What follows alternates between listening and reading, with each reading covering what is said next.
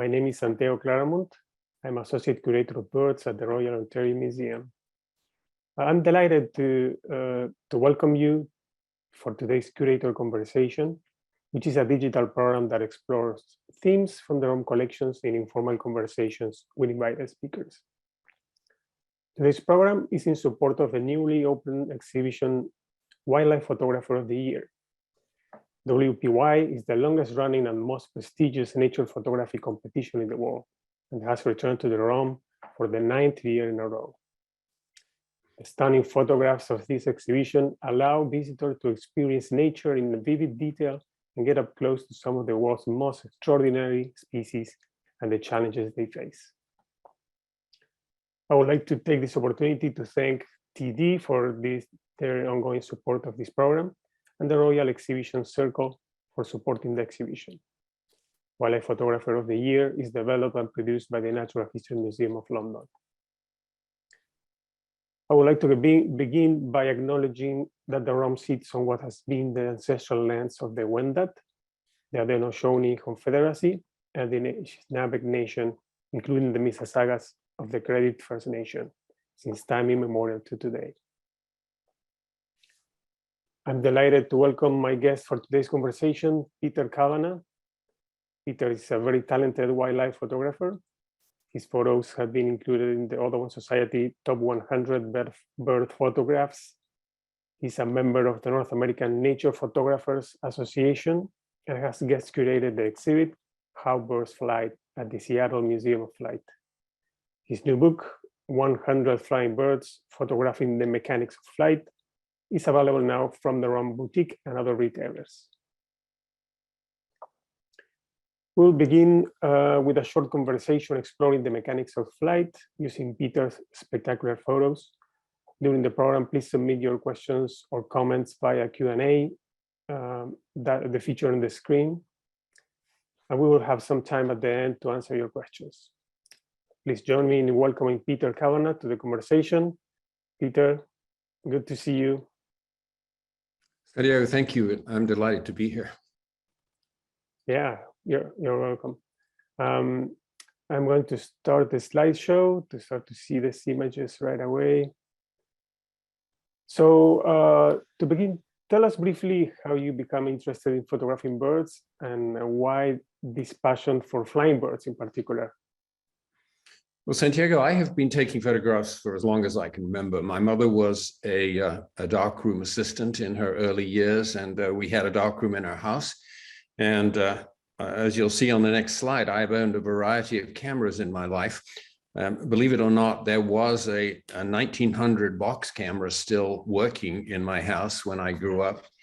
And I soon graduated to the Brownie 127. I owned a beautiful, and still own actually, a baby Raleigh. I went through a variety of cameras like the Olympus OM1 and a Canon 50D.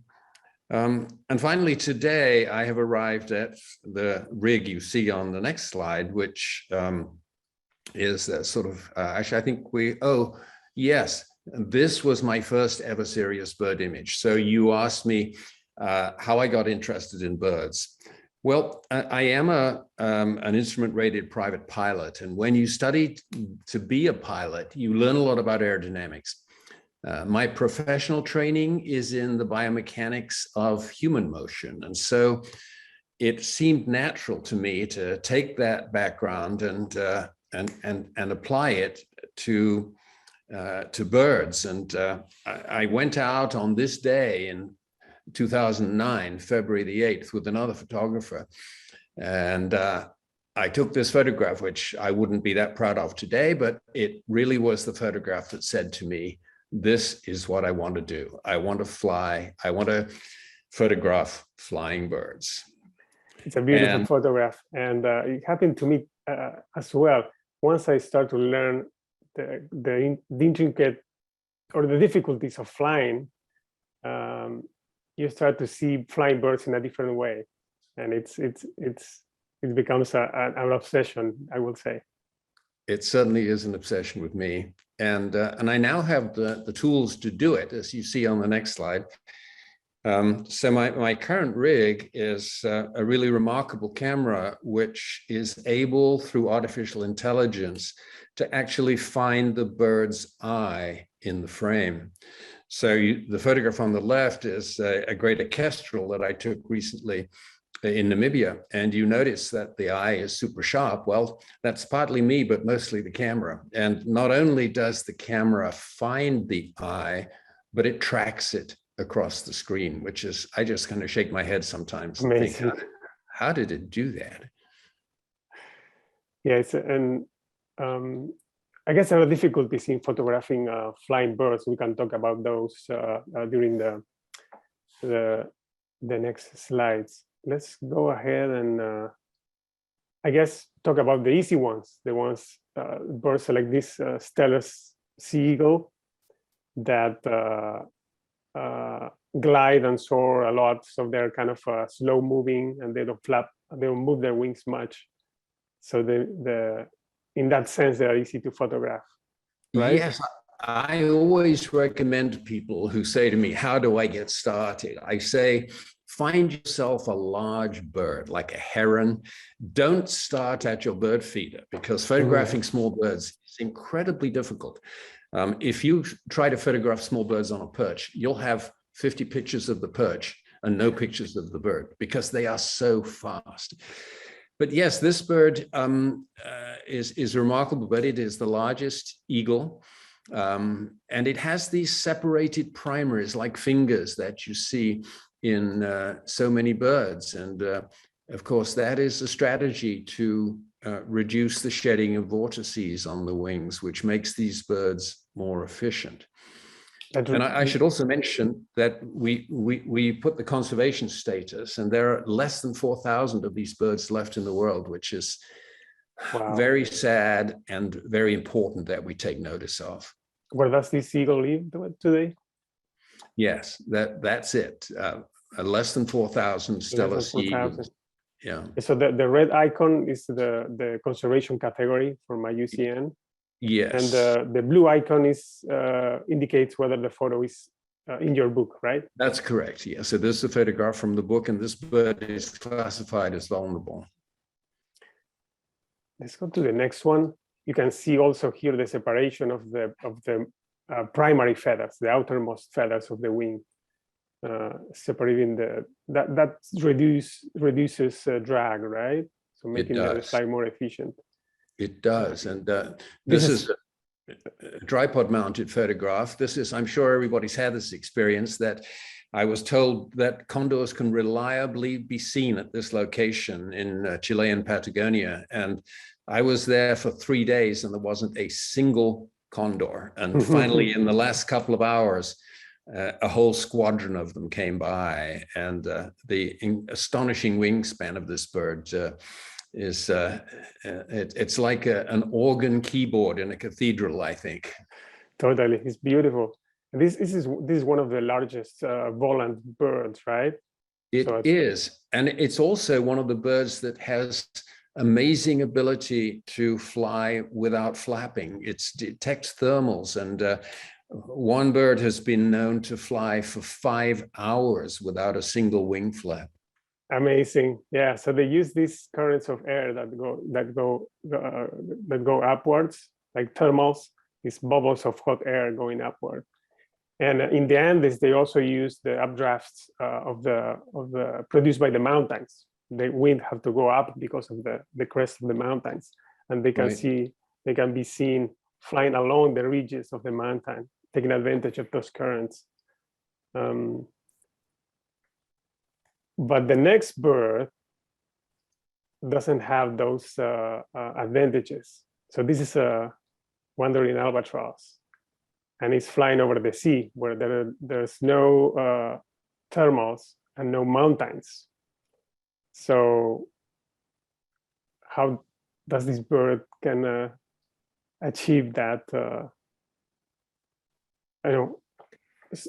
flying and soaring without moving their wings? Well, this is an astonishing bird, really. This is a bird with about a 9-foot wingspan. It goes on foraging flights of up to 6,000 kilometers to find its food. And albatrosses in general have developed this technique called dynamic soaring, where much of the time they're going in the opposite direction from the overall direction they want to travel in, because they loop around and harvest energy from wind shear at different levels above the water.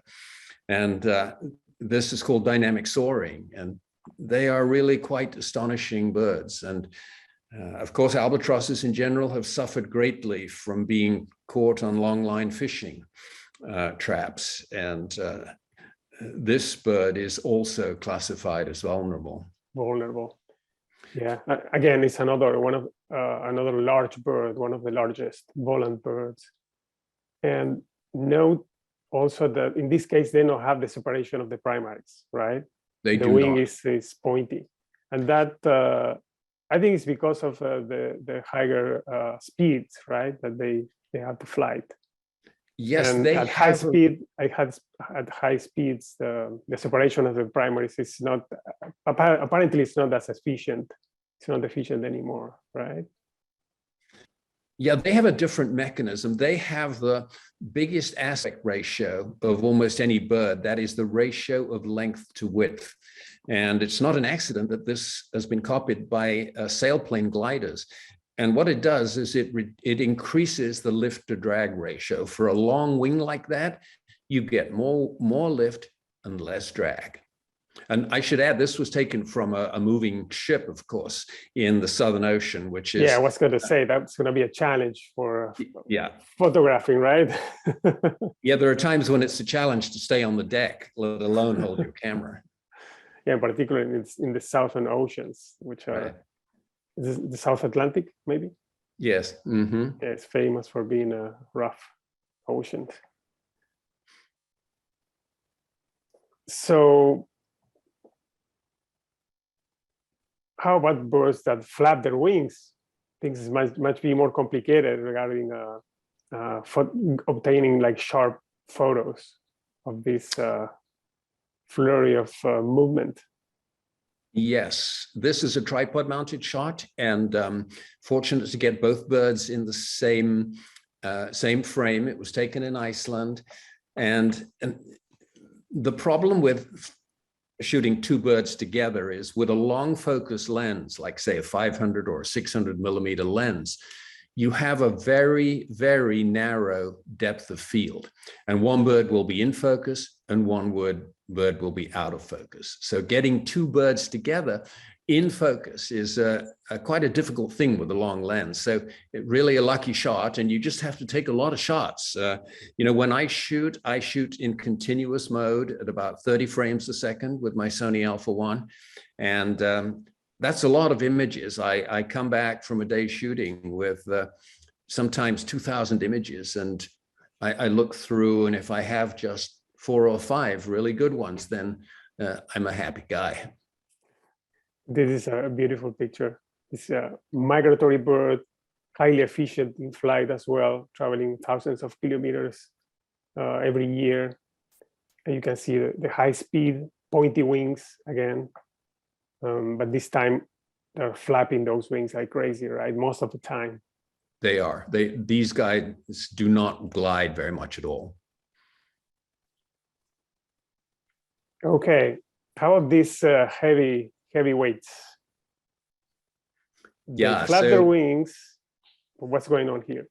Yeah, so this bird, whooper swan, taken in Iceland, it's a tremendous aerodynamic challenge to get a 30-pound weight off the ground.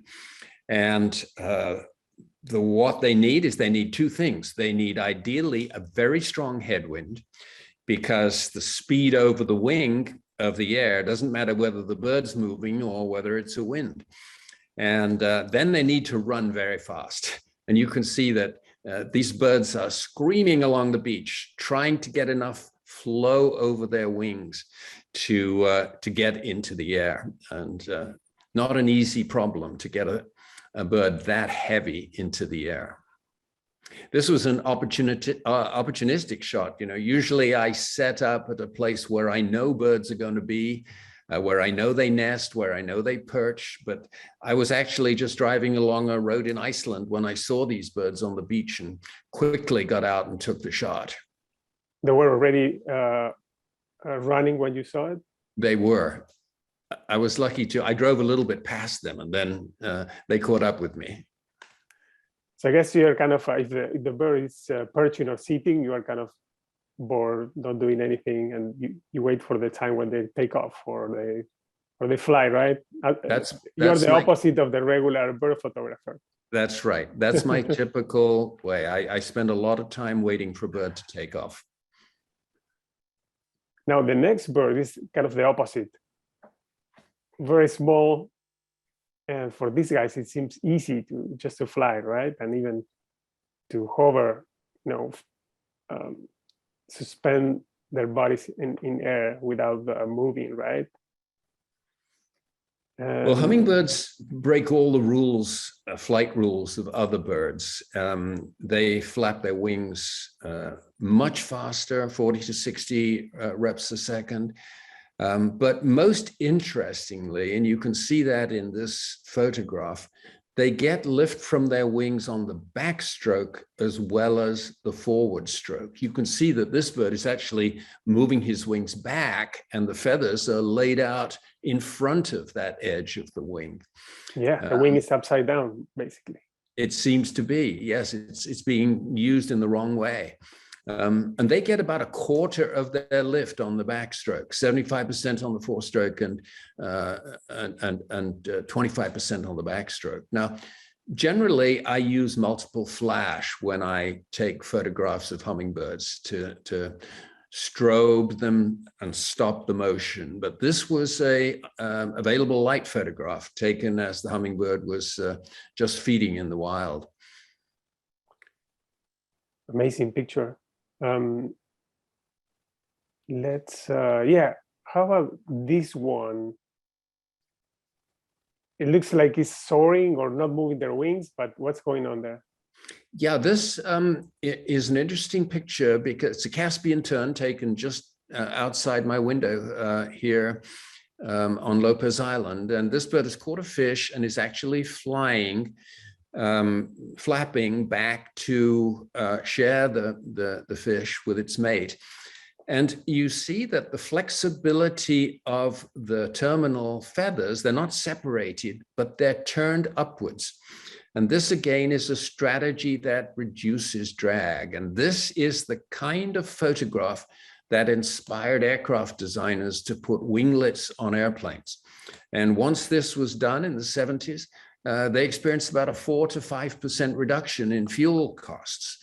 And it's a very good example of a biomimetic approach where something that nature has already figured out Very cool. has been applied in engineering. Yeah, and in this particular case, it's a phenomenon that is difficult to see without a photograph that freezes the image, right? Yeah, really good point. Really cool. Mm-hmm. How about this one? So this the snowy owl. Yeah, so this was a rather rare for my area eruption of snowy owls to Boundary Bay, just north of the border in very southern BC. About 25 to 30 of these birds came one winter. And owl flight is extremely quiet. And this is another area of study that has been examined for use in aircraft. They have a series of hooks on their leading edge, and the trailing edge of the wing is very fluffy. And all of this acts to decrease the sound of the bird as it's flying. This was actually... Even the entire surface of the wing seems softer.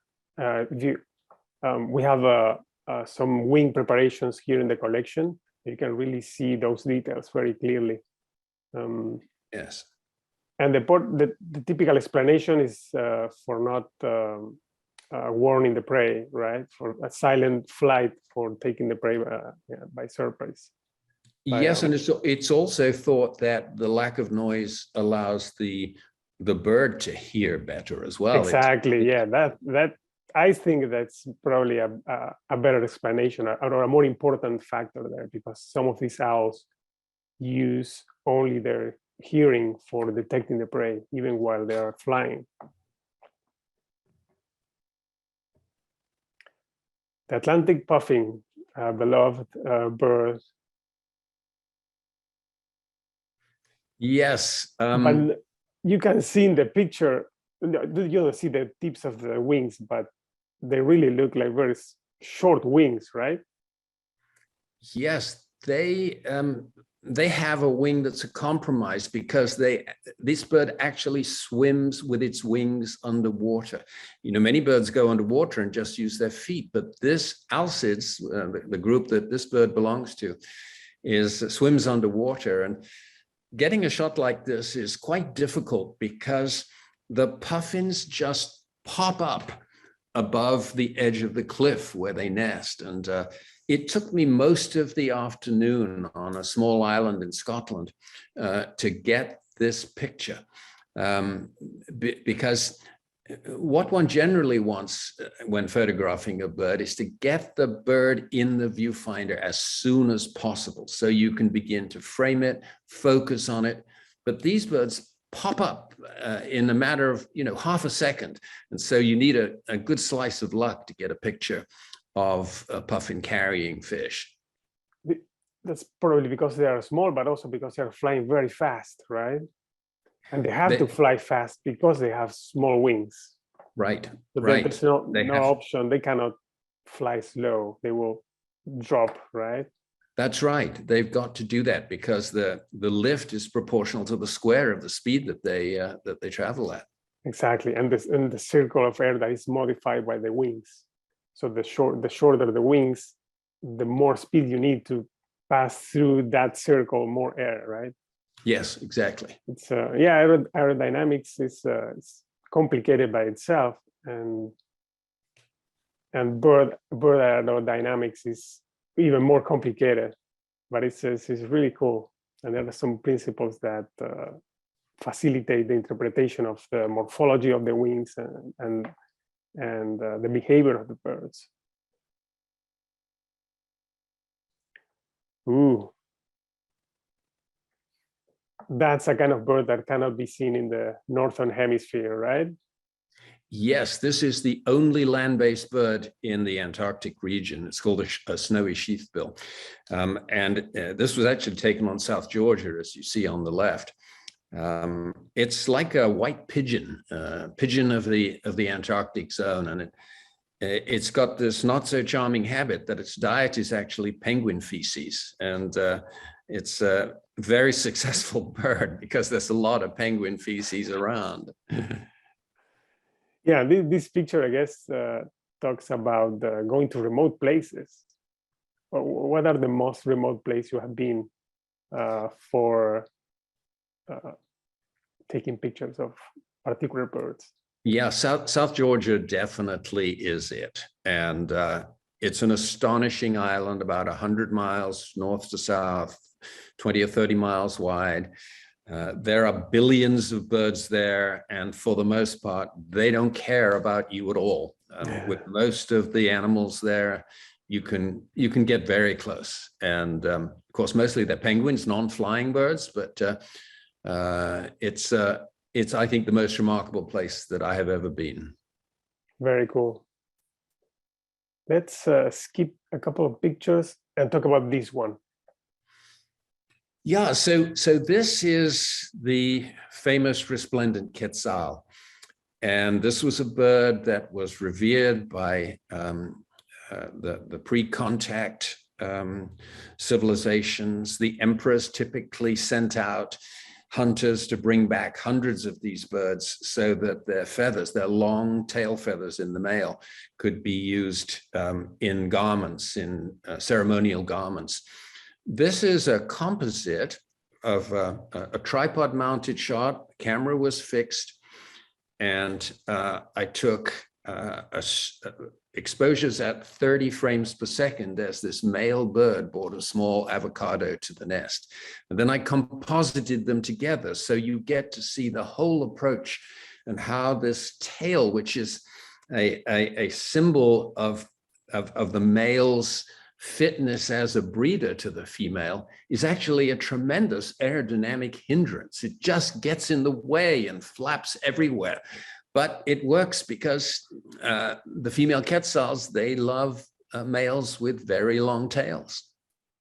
Totally. No, this is a fantastic picture. And, thank you. Thank you. And let's finish with, you prepare a video. Yeah, I took this a couple of weeks ago in Alaska.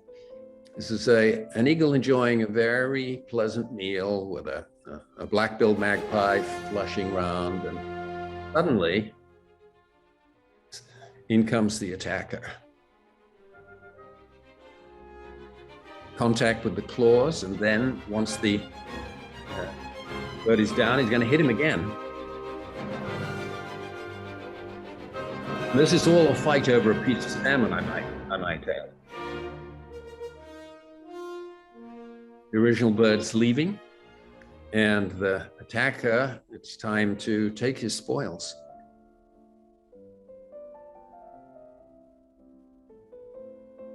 I might add that most still cameras today have very good video capabilities, and I took this with my still camera at 240 frames per second. That's, yeah, really, the technology is advancing very quickly, and now probably it's much easier to take some of these images right now, and it will be easier in the future, I guess. Yes, it has become dramatically easier to take dynamic wildlife shots. Excellent. Okay, this is the end of the slideshow. Thanks, Peter, for joining us for this program, and now we will be answering questions from the audience for the next few minutes. I think there's one more slide that we're going to put on just with my contact information so people can reach out to me should they need to. Oops.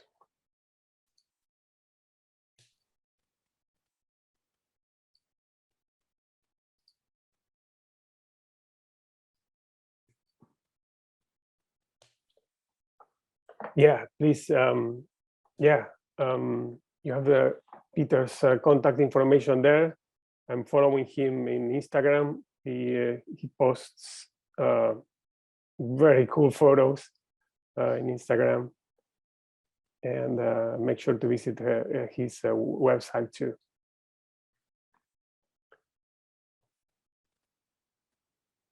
Let's see if we can.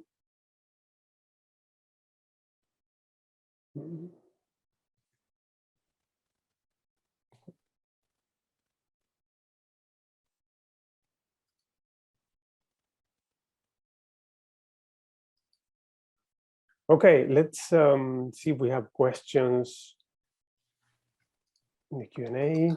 I see several. From an anonymous attendee. What type of equipment, lenses, cameras, tripods, etc., a beginner should have to start bird photography or wildlife photography in general? Yes, I think a very good way to start is with a mirrorless camera and a lens like a 100-400 zoom. The advantage of mirrorless cameras, which have become very popular in the last few years, is that you see in the viewfinder what your picture is going to look like. Now, you might think you always did, but with a single lens reflex camera, you don't see what the final image is going to be. But with a mirrorless camera, you do. And this massively increases your hit rate because you don't make so many mistakes. You see the image is dark and you think, oh, yes, I forgot to open the aperture, or I forgot to increase my ISO. So a mirrorless camera and a 1:400 zoom lens, I think, is a great way to start. A sturdy tripod is tremendously helpful. I spent many years hand-holding a rather large lens, and believe me, it's just not a good thing to do for your joints. A tripod, all professional photographers that I know, their camera spends 75 to 80% of their time on a tripod. And that's how you get your best images. Great. Second question.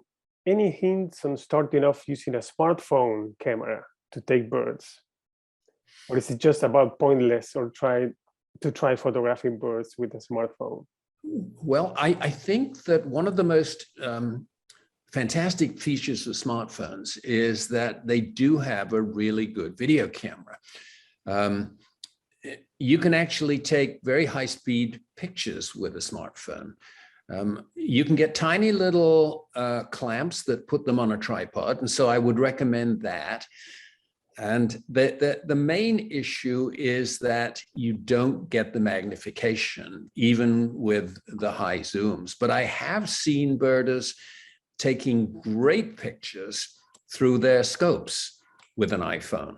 And that is the great way to get really good pictures. I mean, you can get top quality portrait pictures, not flight pictures so much, but you can get top quality portraits by just getting a little adapter that puts your iPhone on the eyepiece of your scope, which most birders have. I do have some iPhone photos in my Twitter account of city pigeons and house sparrows, but I cannot go beyond that. Cool. Camille Peters has a question. When taking pictures of the birds in flight, Peter said you need to frame the bird and then focus. Peter, do you use manual focus or do you let the camera focus for you? So Camille, that's a great question. So I used to use a single focus point and with my Canon 1DX. And the reason I did that is because flying birds, when they're in the open sky, then it's easy to let the camera do its work. But with previous generation cameras, if they flew in front of a cluttered background, the focus would often switch from the bird to the background, the bird to the background, and back again. But with more recent cameras, such as the one I'm using at the moment, you can adjust the sensitivity of the tracking. So you can make it so that it doesn't switch from the initial focus target very easily. So it's kind of sticky on the bird. And so now I much more use what's called zone focusing on the Sony, where you set up a zone about like that in the frame. The camera then goes and finds the bird in the middle of that zone. And then as the bird moves, the camera tracks it. So I do not do single point focusing, except in very rare cases now. And it always autofocus, But manual focus, right? Autofocus tracking is the key thing, autofocus tracking. Amazing. Frederick, could Peter re-explain how the Albatross is capable of flying without air currents, dynamic soaring? Thank you. If I could do that, my PhD would be in physics and not biomechanics, because there's a lot of confusion of exactly how dynamic soaring occurs. Basically, what happens is the bird climbs into the wind using the wind to give it lift. It then turns around, exchanges that potential energy that it's gained for kinetic energy, coming backwards and lowering its height. And at that height, the wind shear allows it, because the friction of the air on the ocean, it allows it to turn around and use the energy it's harvested to move forward. In many respects, it seems thermodynamically impossible that the bird is actually sort of has a net gain of energy, but it actually does. There's a very good paper if the questioner has some quantitative background. I know of a very good paper by an aerodynamicist on this, and I'd be happy to send that paper later. It's very complicated, and I think it raises an issue here that so many things about bird flight are not yet 100% understood. There are many mysteries out there that are really not understood at the present time. Yeah, totally agree. I mean, airplane aerodynamics is not easy. And here we're dealing with creatures that are changing their wing shape and moving constantly. Yeah. It's much more complicated. And I would add one other thing about albatrosses. The black-browed albatross, which is another very common albatross, studies have shown that it actually has a heart rate which is the same when it's flying as when it's sitting on the water. I mean, that's the proof of how little energy the albatross takes to fly. That seems impossible. Really amazing. Exactly. Yeah. It's just a mystery. Yeah. Cool. Next question. Is there anywhere you would like to visit that you have never been? Any birds you would like to shoot that you have never been able to? I have been looking through the guide to the birds of Papua New Guinea.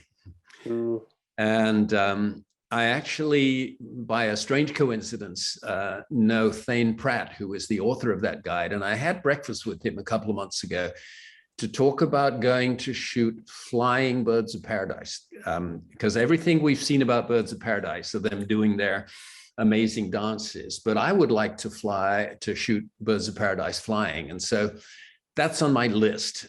Of course, I look at so many places and then wonder if COVID is going to allow me to go there. So who knows what travel is going to be like.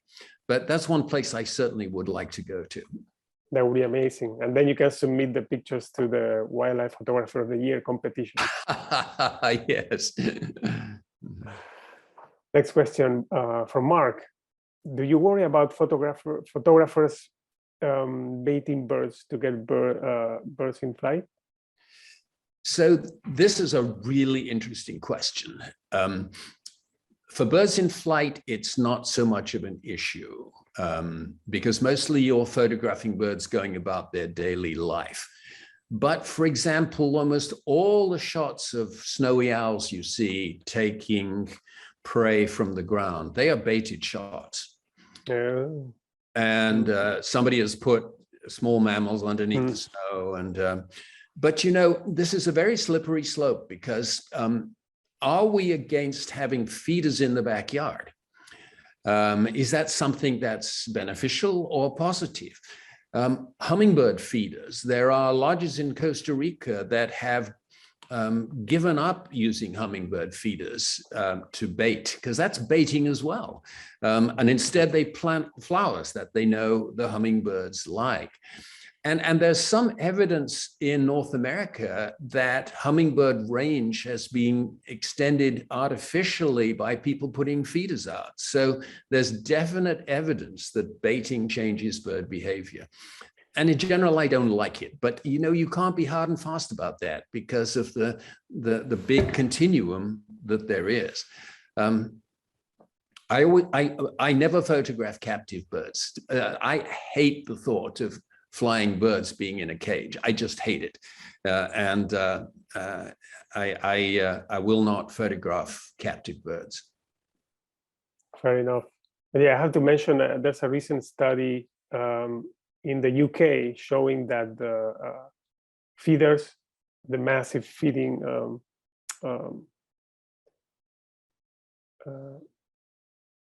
feeding of wild birds using regular feeders benefits some species, but affects negatively several other species. So it's, we always need to be cautious when we interact with nature. We may think that we are making good for the birds and animals, but sometimes it's not that easy. It may be affecting negatively other species. Yes. A question from Elizabeth. How has your observation of birds affected your flying and vice versa? So I have occasionally met birds when I'm flying, which is not something you want to do. I was flying over the Catskills in New York once when a couple of soaring hawks came up very close to my plane. So cool.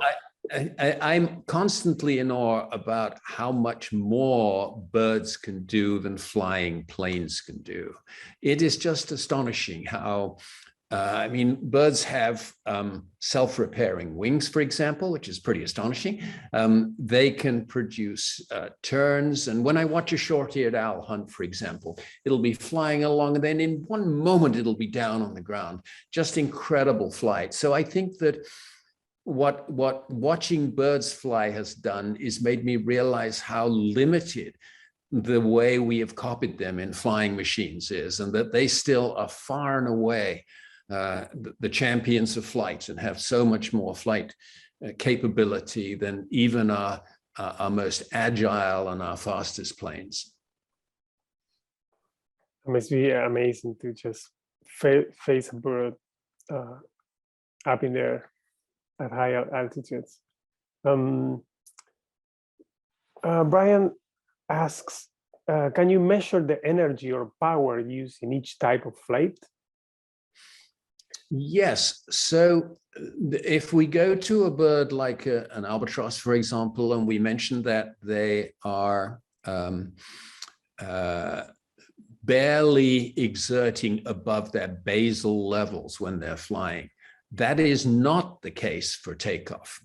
Takeoff is the most energetic thing that an albatross does in its whole life. And that's true for many birds too, who need a bit of a runway to get going. And that's a good reason not to disturb birds, you know, because when you think about a bird's daily energy balance, every day a bird has got to balance its metabolic energy exertion with intake of nutrients.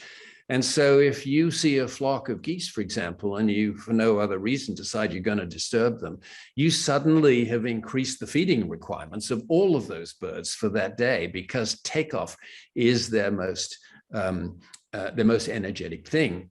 Now, migrating birds, that's a whole nother really interesting story. And Santiago was mentioning the godwits that migrate from Iceland to West Africa.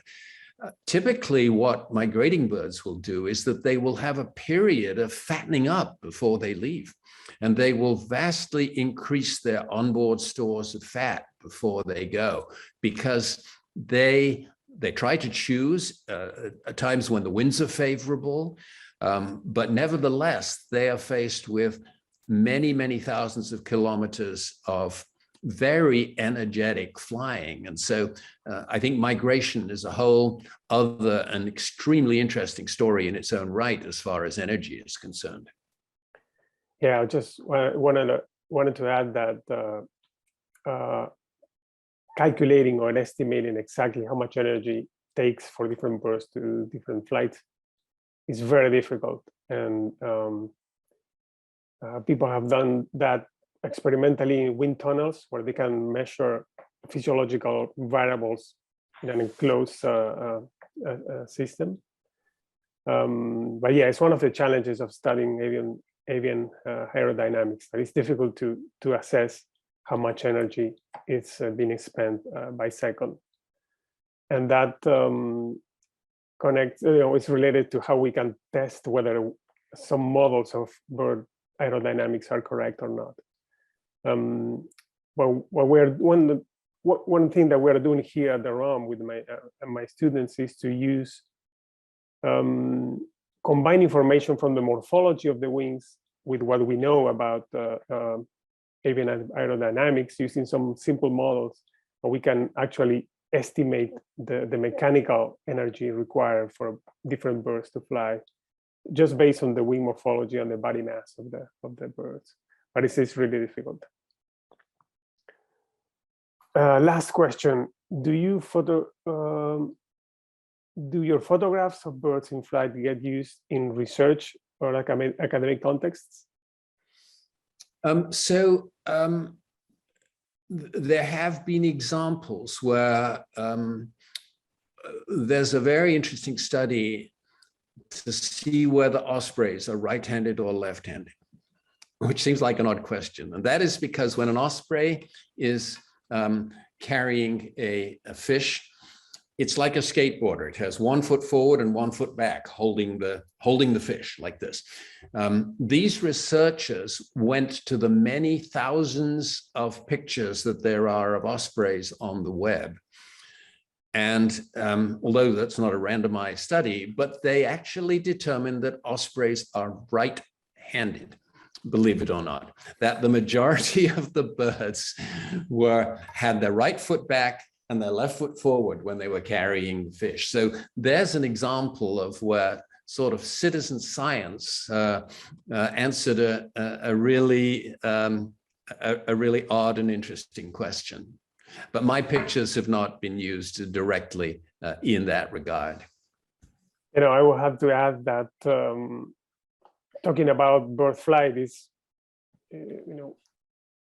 is interesting, but once you show an image of a bird flying, you start to realize the different things that are involved. So definitely images are crucial for communicating some of these complex ideas about bird flight.